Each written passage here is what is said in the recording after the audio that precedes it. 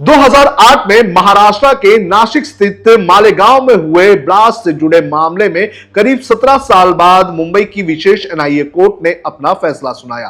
Court ने भाजपा के पूर्व सांसद प्रज्ञा सिंह ठाकुर और लेफ्टिनेंट कर्नल श्रीकांत पुरोहित समेत सभी 7 आरोपियों को गुरुवार को बरी कर दिया और कहा कि उनके खिलाफ कोई भी विश्वसनीय और ठोस सबूत नहीं है। आपको बता दें कि मालेगांव ब्लास्ट में 6 लोगों की मौत हो गई थी और 100 से ज्यादा लोग घायल हुए थे। इस मामले की जांच पहले महाराष्ट्र एटीएस ने की थी, लेकिन बाद में मामले को एनआईए को सौंप दिया और मामला पूरी तरह से पलट दिया गया। आइए जानते हैं कि इस पूरे मामले में कब कब क्या हुआ, क्या थी इसकी टाइमलाइन और कोर्ट ने अपने फैसले में क्या कहा है। नमस्कार, आप देख रहे हैं लोकमत हिंदी। मेरा नाम है सुन कनौजिया।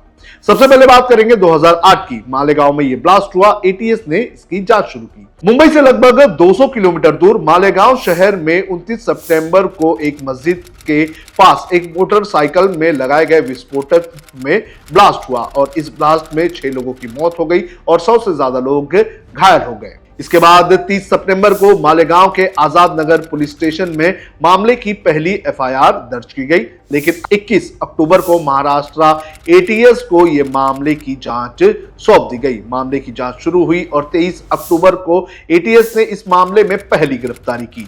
साध्वी प्रज्ञा सिंह ठाकुर के अलावा और 3 लोगों को गिरफ्तार किया गया। एटीएस का दावा था कि यह धमाका दक्षिणपंथी आतंकवादियों ने किया था। इसके बाद नवंबर में लेफ्टिनेंट कर्नल श्रीकांत प्रसाद पुरोहित को एटीएस ने विस्फोट की साजिश में शामिल होने के आरोपों में गिरफ्तार किया। अब बढ़ते हैं 2009 में।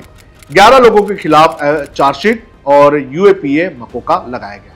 20 जनवरी को एटीएस ने विशेष अदालत के सामने 11 आरोपियों के खिलाफ इस मामले में चार्जशीट दाखिल की।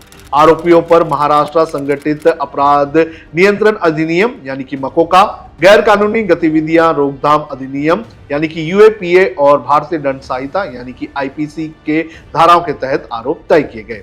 2 आरोपी रामचंद्र कलसांगरा उर्फ रामजी और संदीप डांगे को इसमें फरार बताया गया।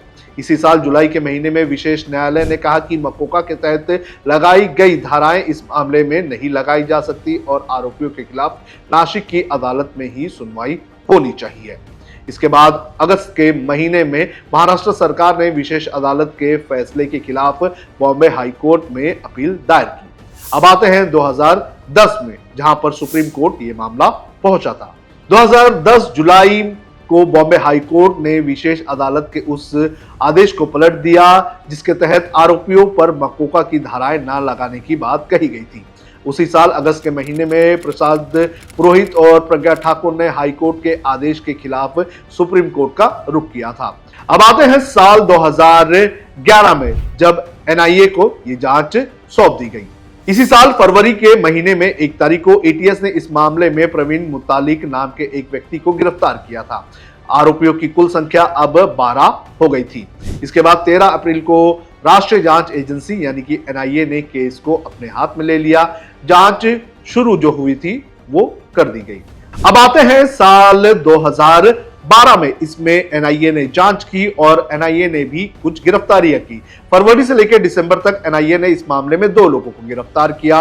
लोकेश शर्मा और धन सिंह चौधरी की गिरफ्तारी हुई और गिरफ्तारियों की संख्या 14 हो गई। अब आते हैं 2015 और 16 में। मकोका पर फैसला किया गया और फिर विशेष अदालत ने अपना ऑर्डर पास किया। 2015 में अप्रैल के महीने में सुप्रीम कोर्ट ने प्रज्ञा ठाकुर और प्रसाद पुरोहित की याचिका पर मकोका लगाने का फैसला लिया। फिर अदालत ने इसमें अपना आदेश पास किया। 2016 में फरवरी के महीने में एनआईए ने विशेष अदालत को बताया कि उसने आरोपियों पर मकोका लगाने के मामले में भारत के अटॉर्नी जनरल से राय ली है। और इसी साल मई के महीने में एनआईए ने विशेष अदालत में चार्जशीट दाखिल की। मकोका की धाराएं हटाने की बात कही। 7 आरोपियों को उस वक्त ही क्लीन चिट दे दी गई थी। अब आते हैं साल 2017 में। प्रज्ञा ठाकुर, प्रसाद पुरोहित समेत सभी आरोपियों को जमानत मिल गई। 25 अप्रैल को बॉम्बे हाई कोर्ट ने प्रज्ञा ठाकुर को जमानत दे दी। प्रसाद पुरोहित को जमानत देने से उस वक्त इनकार कर दिया गया था। इसके बाद 21 सितंबर को पुरोहित सुप्रीम कोर्ट से जमानत लेने गए और वहां उन्हें जमानत मिल गई। 2017 के अंत तक बचे हुए सभी 7 आरोपियों को जमानत मिल गई थी। 27 दिसंबर को क्या हुआ, विशेष एनआईए अदालत ने आरोपी बनाए गए शिवनारायण कालसांगरा, श्याम साहू और प्रवीण मुतालिक को भी बरी कर दिया। कोर्ट ने आरोपियों से यूएपीए के तहत आतंकी संगठन के सदस्य होने और आतंकी गतिविधियों के लिए फंड जुटाने के केस को भी हटा दिया। अब आते हैं साल 2018 में 7 आरोपियों के खिलाफ आरोप तय किए गए। 30 अक्टूबर को प्रज्ञा ठाकुर, प्रसाद पुरोहित, रमेश उपाध्याय, समीर कुलकर्णी, अजय राहिरकर, सुधाकर द्विवेदी, सुधाकर चतुर्वेदी के खिलाफ आरोप तय किए गए।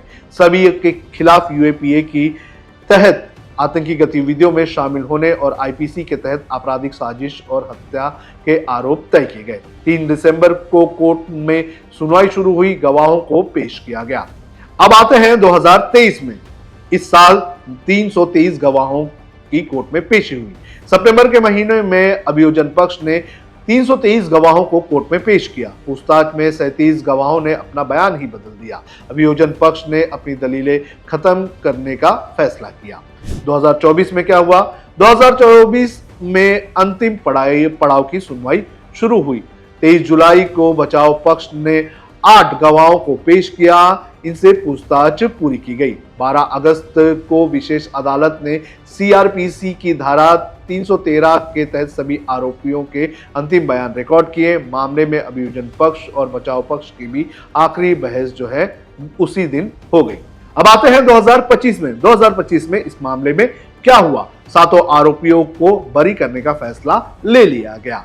19 अप्रैल को विशेष अदालत ने सभी पक्षों को सुनने के बाद अपनी सुनवाई पूरी तरह से खत्म कर दी और अपना फैसला जो है वो सुरक्षित रख लिया और इसी गुरुवार को इस पर अपना फैसला सुनाते हुए सभी को बरी करने का फैसला ले लिया गया। अब आपको बताते हैं कि कोर्ट ने अपने फैसले में क्या कहा है। कोर्ट का पूरा फैसला क्या था।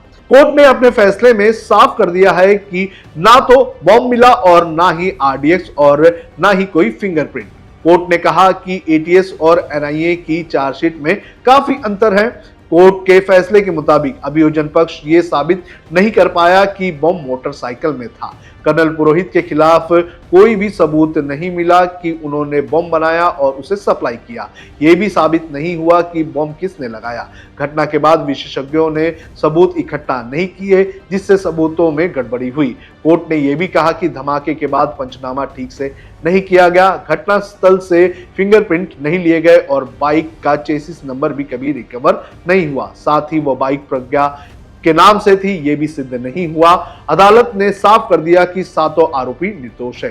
केवल संदेह के आधार पर किसी को भी सजा नहीं दी जा सकती है। कोर्ट ने यह भी टिप्पणी की कि आतंकवाद का कोई भी धर्म नहीं होता है। तो इस तरह से इस पूरे मामले पर कोर्ट ने अपने फैसला सुनाया और कोर्ट ने अपने फैसले में कई सारी मुख्य बातें रखी और ये मुख्य बातें ये थी कि एजेंसियों ने अपना काम ठीक तरीके से नहीं किया। आपको क्या लगता है कि मालेगांव ब्लास्ट में जिस तरह से कोर्ट का फैसला आया है, सभी को बरी कर दिया गया है और 17 साल बाद आए इस फैसले के बाद भी किसी को इंसाफ नहीं मिला है, तो इस पर आपका क्या कहना है, आप हमें कमेंट करके जरूर बताएं।